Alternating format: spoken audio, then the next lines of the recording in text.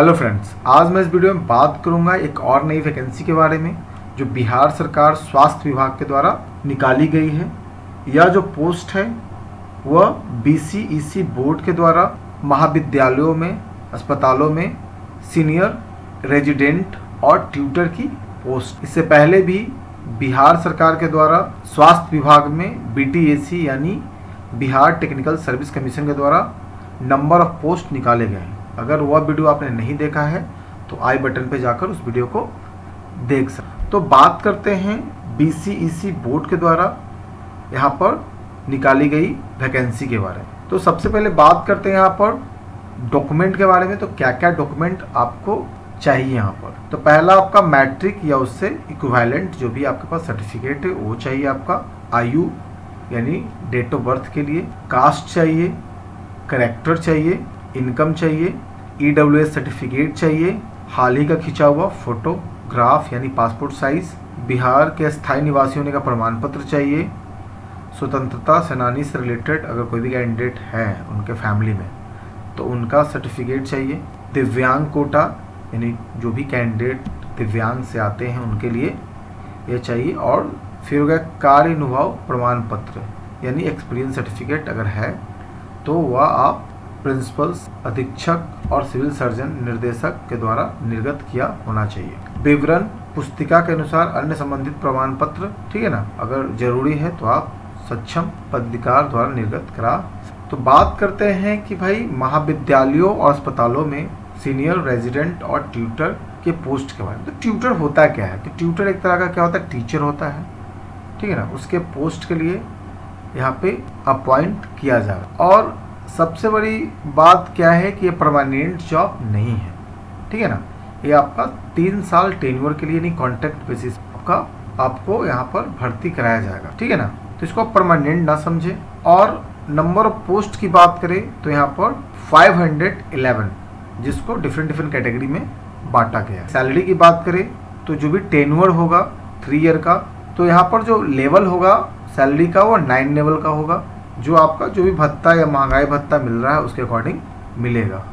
Educational qualification की बात करें तो जो भी कैंडिडेट इस फॉर्म को भरेंगे, ठीक है ना, तो सीनियर रेजिडेंट और ट्यूटर 2 तरह का पोस्ट है, जिसमें जो 40% पोस्ट है वो राज्य के स्वास्थ्य सेवा संवर्ग के सदस्य से भरा जाएगा जो पहले से कार्यरत है कॉन्ट्रैक्ट, और 40% कैंडिडेट वैसे होंगे जिनके पास स्नातकोत्तर यानी मास्टर की डिग्री होगी रेजिडेंसी स्कीम के अंतर्गत, और 20% ऐसे पद को भरे जाएंगे जो कैंडिडेट बिहार से बाहर से मान्यता प्राप्त मास्टर यानी MBBS की डिग्री है। यानी 40% जो बिहार सरकार में कॉन्ट्रैक्ट पर पहले से कार्य कर रहे हैं, 40% बिहार के रेसिडेंसी जो बिहार के कॉलेजों से MBBS कर रहे हैं, ठीक है ना, और 20% ऐसे अभ्यर्थी फॉर्म को भरेंगे जो बिहार से बाहर MBBS की डिग्री प्राप्त किए हों, ठीक है ना। तो आपको समझ में आना चाहिए, ठीक है ना,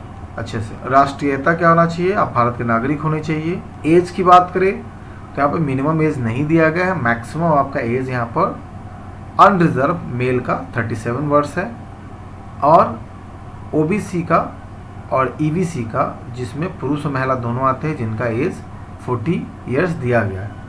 अनरिजर्व फीमेल में 40 वर्ष है, और SC ST में पुरुष हो या महिला उनको 42 ईयर्स दिया गया है। अलग से भी जो भी कैंडिडेट रिजर्व कैटेगरी में आते हैं जो बिहार के रेसिडेंसी हैं, बिहार राज्य के रहने वाले, उनको अलग से यहाँ पर छूट दिया जाएगा। ध्यान देने वाली बात यह है कि यहाँ पर दिव्यांग कोटा और स्वतंत्रता सेनानी के जो भी पोता पोती नाती नतनी है उनको यहाँ पर अलग से कोटा दिया गया है। दिव्यांगों के लिए 50 जो सीटें हैं उनको रिजर्व किया गया है, और स्वतंत्रता सेनानी के लिए 27 जो पद है जिनका परसेंटेज 2 है इनको आरक्षित किया गया है। बात करते हैं टेन्योर पदों की नियुक्ति हेतु निर्धारित शर्तों को। तो सबसे पहले मैं यह बता दूं कि यहाँ पर आपका कोई भी एग्जाम नहीं होगा। जो भी आपने मार्क्स लाए MBBS में उसके अकॉर्डिंग आपका मेरिट लिस्ट तैयार किया जाएगा और यहाँ पर काउंसलिंग किया जाएगा। वैसे चिकित्सा शिक्षक जिन्हें 1 से अधिक विषयों में स्नातकोत्तर उपाधि प्राप्त, ठीक ना, एवं उन सभी विषयों के लिए यदि वे आवेदक होते हैं तो उन्हें विभागवार अलग अलग आवेदन देना होगा तथा इसका उल्लेख ऑनलाइन आवेदन में करना होगा। अगर आप एक से ज़्यादा स्नातकोत्तर उपाधि प्राप्त किए तो आप अलग अलग आवेदन कर सकते। एक बार किसी विषय में चयनित आवेदक किसी भी परिस्थिति में दूसरे विषय में चयन नहीं किया जाएगा। अगर एक में आपका चयन हो गया तो दूसरे विषय में आपका चयन नहीं होगा। और जो भी अभ्यर्थी है उनका भरेंगे इस फॉर्म के, उनका डिग्री MCI यानी मेडिकल काउंसिल ऑफ इंडिया से प्राप्त होना चाहिए। जिन उम्मीदवार का MCI से प्राप्त डिग्री नहीं है उनको यहाँ पर विचार नहीं किया जाएगा, यानी कंसीडर नहीं किया जाएगा। आपको जो मार्क्स आवंटित किया जाएगा मेधा सूची यानी मेरिट के अनुसार यहाँ पर आपका दिया गया है कि जिनका 3 MBBS विश्वविद्यालय परीक्षा प्राप्तांक का कुल योग ऐसे दिया गया 70% से ऊपर है तो 5, 65% से ऊपर है तो 4, 60 से ऊपर है तो 3 ऐसे दिया गया। इसको आप खुद से रीड आउट कर लीजिएगा। अब बात करते हैं फ़ी की कि कितना फ़ी लगेगा। तो यहाँ पर किसी भी कैटेगरी को छूट नहीं दिया गया है, सभी कैटेगरी को यहाँ पर एक ही फ़ी लगने वाला है जो है बहुत ही बड़ा अमाउंट 2250 रुपये। ये बिहार सरकार के द्वारा मांगा गया इतना फ़ी, ठीक है। तो जो भी कैंडिडेट भरेंगे सोच लीजिएगा, ये कॉन्ट्रैक्ट बेसिस पे पोस्ट है आपका और यहाँ पर जो एप्लीकेशन फ़ी है वो बहुत ज़्यादा मांगा जा रहा है। अब बात करते हैं ऑनलाइन की। तो ऑनलाइन कैसे अप्लाई करें, तो इसके वेबसाइट पे जाकर आप विजिट कर सकते हैं। वेबसाइट का नाम है आपका bcecboard.bihar.gov.in पर जा सकते हैं। वहाँ पे आपका लिंक दिया रहेगा अप्लाई ऑन सीनियर रेसिडेंट और ट्यूटर का। वहाँ पे जाकर सबसे पहला स्टेप आपका रजिस्ट्रेशन कराना है, दूसरा स्टेप आप पर्सनल इन्फॉर्मेशन को भरना है, तीसरा स्टेप में आपको upload photo and signature, fourth में आपको एजुकेशनल इन्फॉर्मेशन से रिलेटेड आपको डेटा देना है, फिफ्थ में आपको एप्लीकेशन प्रीव्यू यानी चेक कर लेना है भाई कि आपने जो जो डेटा दिया वो सही है या नहीं है, और 6 में आपको पेमेंट ऑफ एग्जामिनेशन फ़ी जो आपका 2250 रुपये है, ठीक है ना, वो आपको भरना है ऑनलाइन पेमेंट, ठीक है ना। उसके बाद स्टेप 7 में आपको डाउनलोड करना है हार्ड कॉपी, जो भी आपने सबमिट किया है उसकी हार्ड कॉपी को आपको डाउनलोड कर लेना है और कंप्यूटर या मोबाइल में उसको रख लेना है। फिर उसके बाद अगर एप्लीकेशन लगता है कि गलत है तो उसके लिए भी यहाँ पर बिहार सरकार के द्वारा प्रावधान किया गया है जिसमें एडिट करने का आपको समय दिया जाएगा। एडिट आपका 3 सितंबर से लेके 4 सितंबर तक 2 दिन के लिए आपको दिया जाएगा।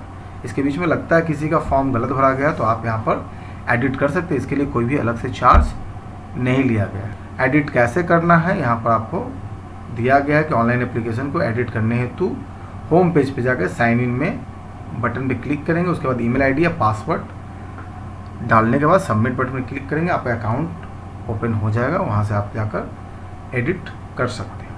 अब बात करते हैं डेट की, तो कब से स्टार्ट होगा।